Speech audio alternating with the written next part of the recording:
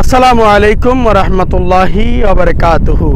প্রিয় ইসলামী ভাইরা, আসুন জেনে নিই ঈদে গদিরে খুম এটা কি। আসলে আমরা আহলে সুন্নাত ওয়াল জামাতের যারা বিশ্বাসী তারা ঈদে গদিরে খুমকে পালন করি না।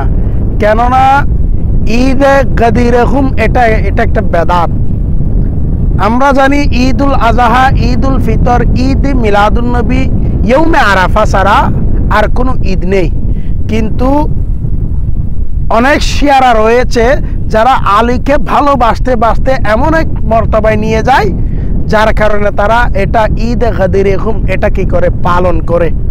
তো আমরাও তো আহলে সুন্নাত ওয়াল জামাত, আমরা কি হযরত আলী রাদিয়াল্লাহু তাআলা আনহুকে মহব্বত করি না?